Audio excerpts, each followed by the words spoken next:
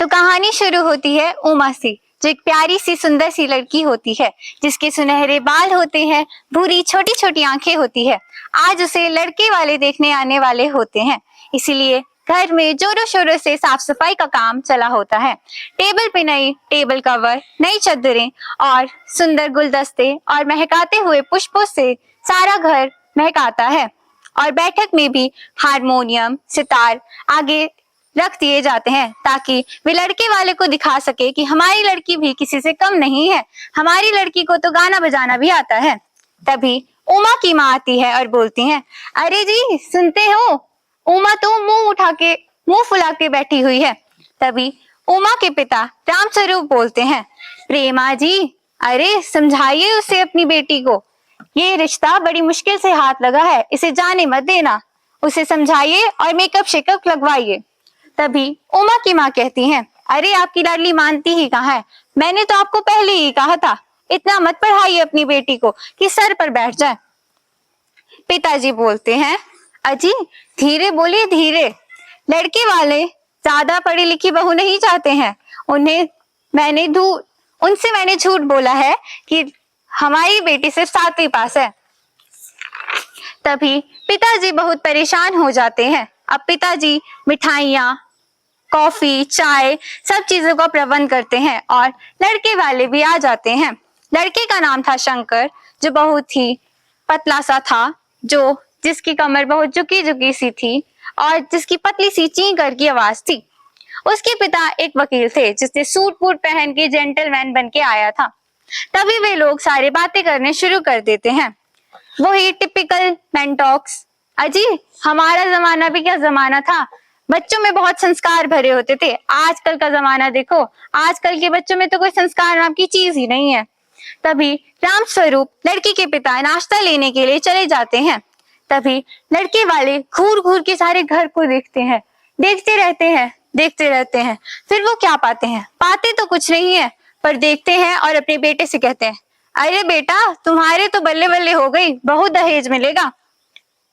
पर धीरे से अपने बेटे को बोलते हैं, अरे कमर सीधी करके बैठो, गधी की तरह क्यों बैठे हुए हो। तभी रामस्वरूप नाश्ता लेके आ जाते हैं और शादी के बारे में यानी मुद्दे की बात पे आ जाते हैं। बातों ही बातों पे पोल खुल जाती है। किसकी पोल खुलती है? पोल खुलती है लड़के वालों की छोटी सोच की। लड़के वाले के पिता कहते हैं कि हमें तो बहुत से लोग कहते हैं कि आपने तो अपने बेटे को एम्स पढ़ाया है, नीट पढ़ाया है, सब कुछ पढ़ाया है, तो बेटी भी तो ग्रेजुएट तो होनी ही चाहिए। लेकिन हम तो साफ साफ मना कर देते हैं। हम कहते हैं अगर बेटी बहू पढ़ लिख के, अंग्रेजी अखबार पढ़ के घर पे ही पॉलिटिक्स चलाने लगे तो घर गृहस्थी का क्या होगा? नौकरी थोड़ी ना करवानी है हमने बहू से, हमारे पास भगवान का दिया हुआ सब कुछ है, दौलत है, शोहरत है, मकान है, बंगला है, सब कुछ है। तभी उमा भी आ जाती है। सभी ने सोचा था उमा बहुत सुंदर सुशील बन के आएगी, पर उमा तो एक पान बनारस वाली बन के आ जाती है। उसे कुछ भी नहीं मिलता है और प्लेट में पान लेके आ जाती है। और लड़के वालों का मुंह खुला का खुला, आंखें फटी की फटी रह जाती है। उन्होंने देखा, क्या देखा? उन्होंने देखा चश्मा। दोनों चीख के बोल गए, चश्मा। लेकिन रामस्वरूप ने फिर से झूठ बोला और बात टाल दी, बोला कि ये तो सिलाई कढ़ाई की वजह से चश्मा लग गया है।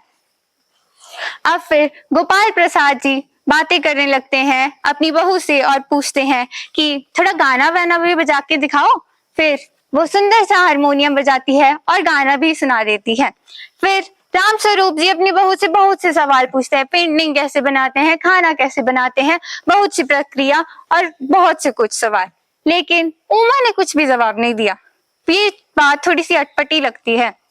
हम सब सोचते हैं कि क्यों नहीं वो दिया जवाब उमा ने।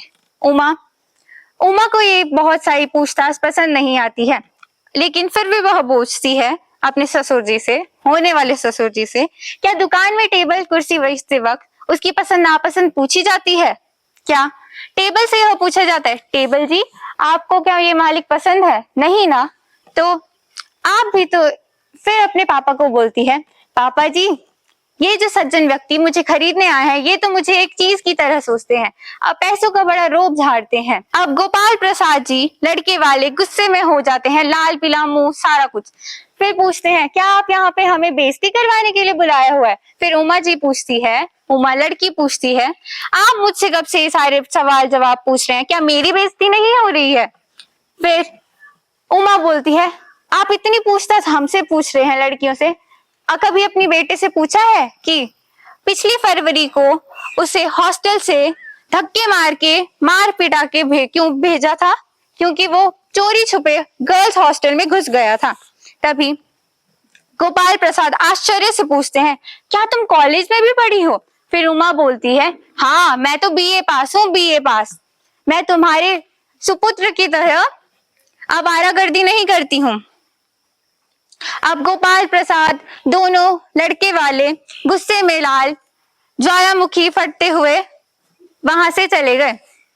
लेकिन उमा भी किसी से कम थी। उमा पीछे से कहती है, मगर जाते जाते ये ध्यान रखना, जाते जाते ये तो बताते जाइए कि आपकी बेटे की रीढ़ की हड्डी है भी या नहीं है, या फिर हॉस्टल के दिन उसे इतना मारा गया कि उसकी रीढ़ की हड्डी ही टूट गई। धन्यवाद।